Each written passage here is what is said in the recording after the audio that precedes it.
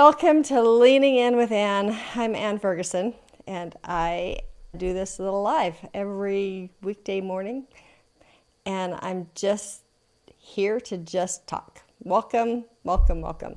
Usually I walk around a park and talk, but it is cold, it is rainy, it is nasty, and I've got this brand new setup here, and I'm still working with equipment and trying to figure out how to use all the things to make a podcast.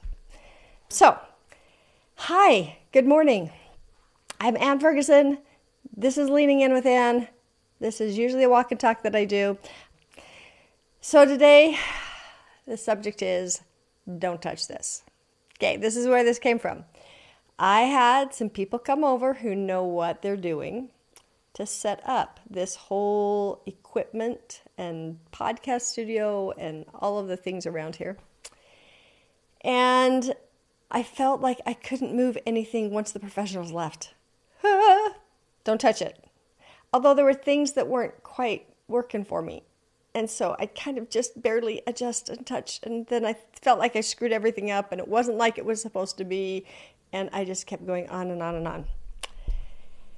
So yesterday I talked to my husband, kind of showed him what was going on. And he's like, well, why don't you just move the camera and do this? And I'm like, I have permission to touch it? Yeah. You have to learn what to do, so you got to touch it. That got me thinking this morning about how many things in my life have I not either challenged or even touched because it felt like I didn't have permission. And that was just a self-imposed limitation. So none of the people that helped me set everything up said, don't touch anything. Like, not one of them. That was me. I can't touch it because I will screw it up. And then I can't learn about what I'm doing or know my equipment because if I was going to wait for somebody else to come in. Yeah, that's a pretty disempowering stance, right? So, question, what other things are you not supposed to touch?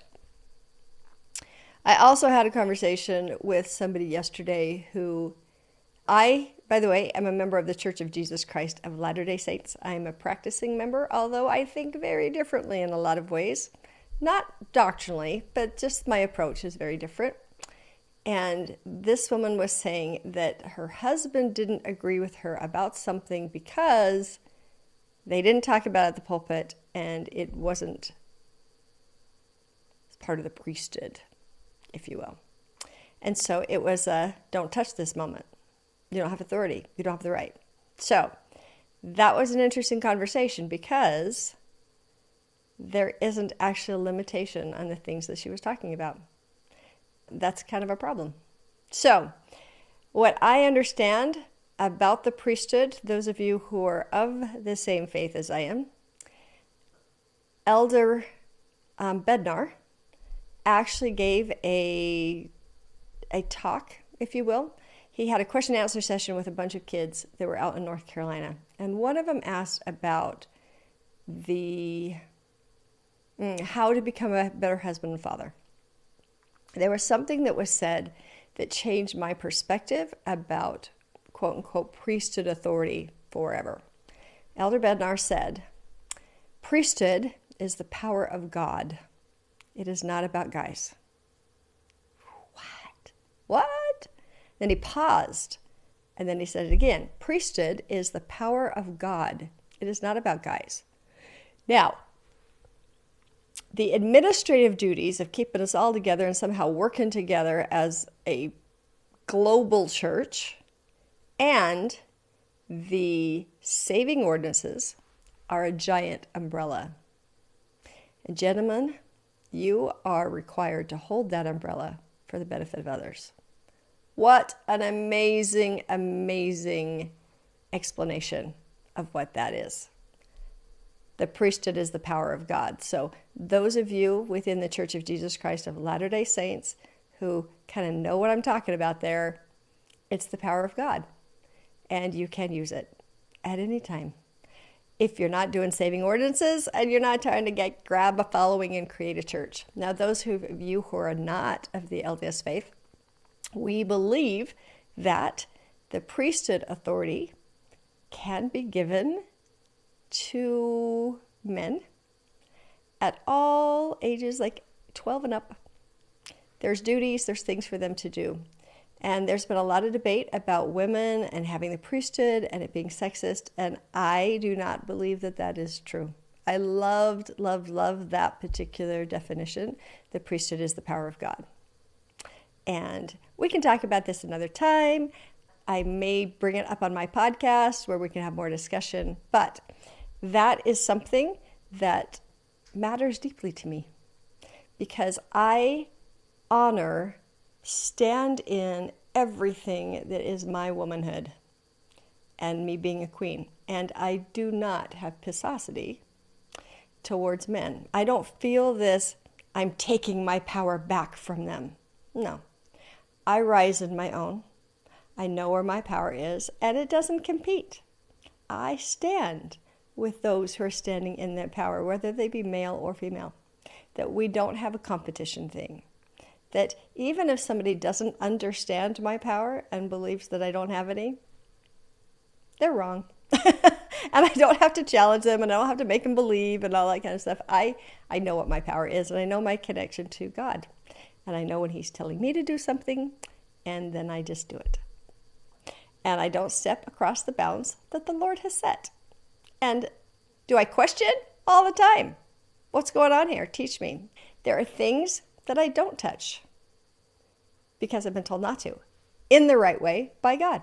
And then there's things that I do touch because nobody gets to tell me I can't touch it. It's just me and God. If you can understand that, there is no other relationship really. It's just you and God. He's the only one who has your back and knows you.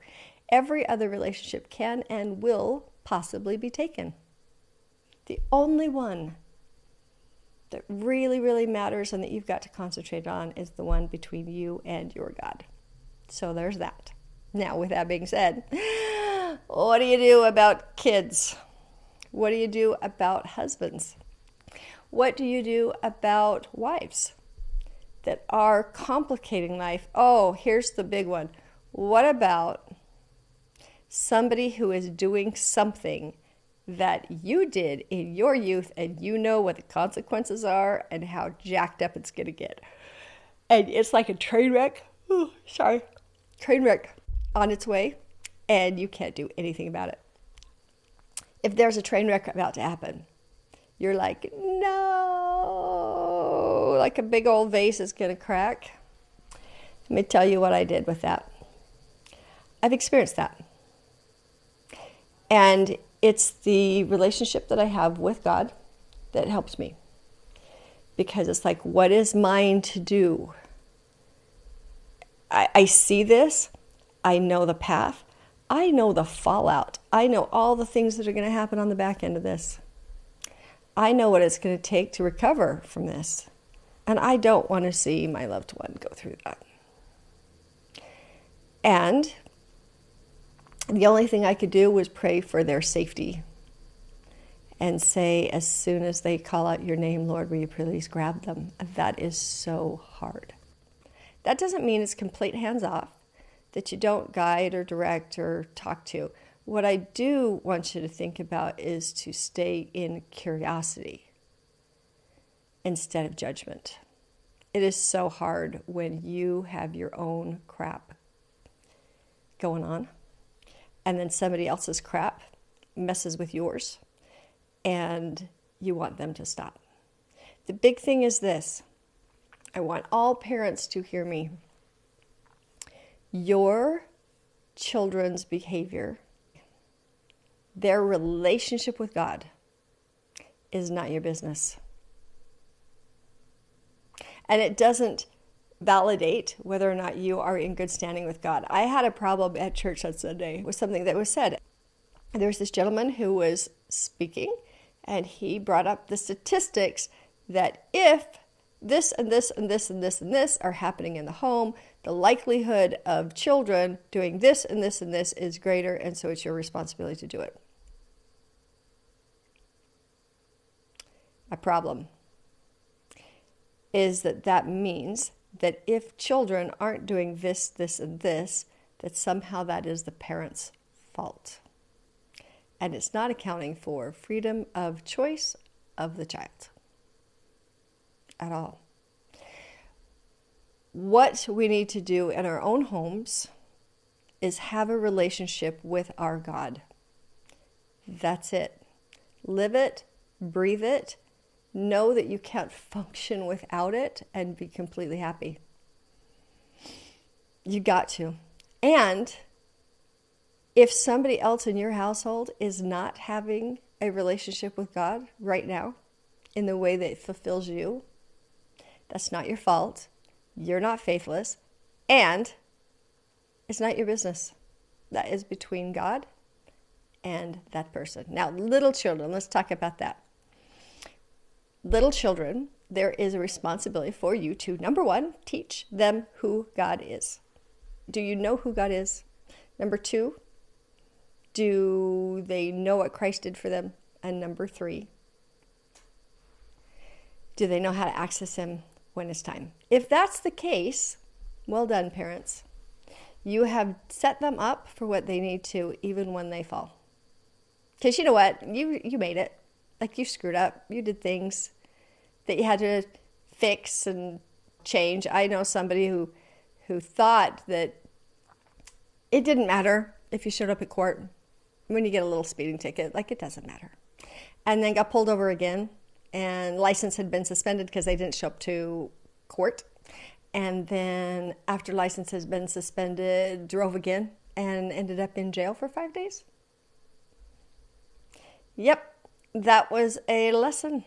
And the fines and everything else it took to get everything put back together so that they could function in society, and it was heavy. It was a lot. And it was theirs to go through. And now as an adult, this person doesn't do that because they know what happened. So it's really, really, really hard to watch your children struggle and fuss. And what they need is somebody in their life to see that that's happening and stand with them in absolute love. Now, what does that look like? Loving is like, no, don't do this. I can't let you do this. No, loving is going, that really hurts when that happens. I'm so sorry. What are you going to do? Oh, okay. Sounds like you got a plan. Hope that plan works for you. Okay, let me know if there's anything I can do to support you in your plan. And then they come back and you go, how was the plan? What happened? And you listen to all the stupid that went on and that the plan didn't work. You knew that it wasn't going to work. But you hold space and you say, okay, gosh, that's really rough. And you mean it. It's rough. It's rough to fall down. It's rough to get jacked up. What's the next step? What do you do now? What can I do for you? Is there anything that I can do to support you? Nope, that's your plan. You go for it. I can't wait. That conversation back and forth is what they need. They need somebody to just stand and watch and hold vision that they're going to make it through this stupid phase. It's not yours to touch, to go in and fix them. Why? Because in this particular case, God is the expert and it's His to touch. Now, every once in a while, He's going to tell you, I need you to call right now. I need you to pick up the phone. I need you to go through their phone. I need you to have information, and I'm going to tell you what to do next. One of our biggest things is the information that we get. We feel like, because I have information, I've got to act on this right now. No. Sometimes God is giving you information so that you are aware of what somebody is doing when they are deceiving themselves and they are not truthful. And it's like, I know what I know. God, what would you like me to do with the knowledge that you've just given me? Now, if you're taken out in a huge spin emotionally, don't beat yourself up. It's okay to have a complete meltdown when our kids or somebody else are doing something that is not okay and that is hurtful to them, and you're watching it.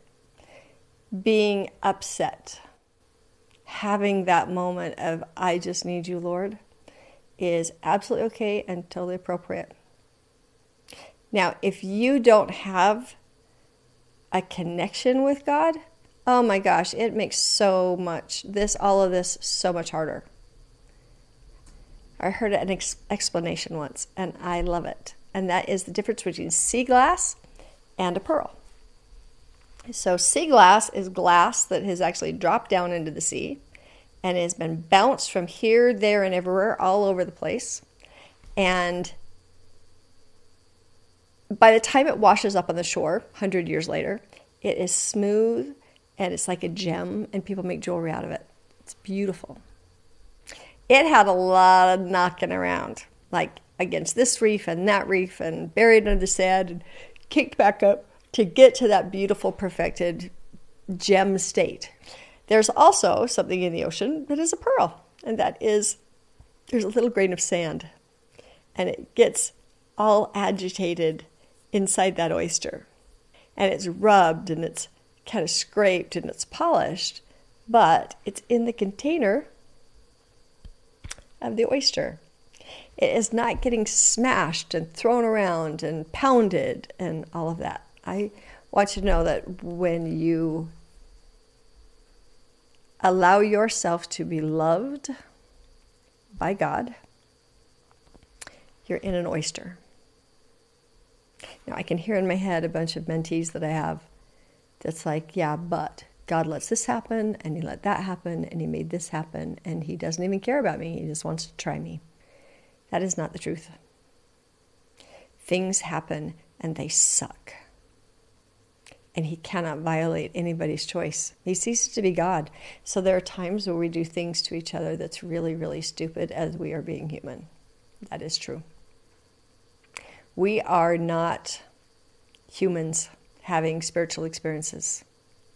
We are divine spiritual beings who are having a human experience.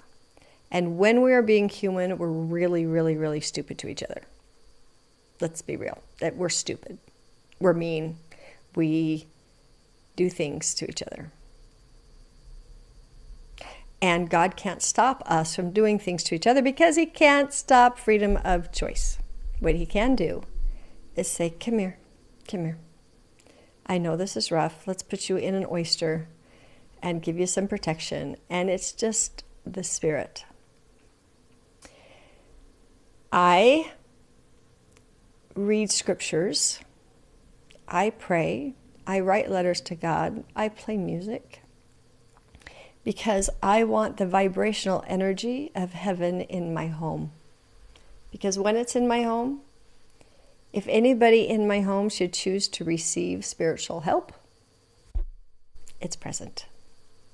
It is not my job to convince people to receive spiritual help. I can advise if they choose, hey, I think it might be a good idea to talk to God about this, but to force anybody into spirituality does not work. I don't know, that might have been a plan somewhere. I'm going to force you into what I want you to do. Yeah, it doesn't work. Doesn't work. So, I'm going to conclude this little whatever I just did today. If you have ideas that you would love me to talk about, like anything, will you message me and just say, hey, what do I do about this? What are your thoughts on? How do I handle those kind of things? Your problem, your concern, your question, somebody else has probably got to. So I would love to field questions. It is time. Thanks. We'll see you later.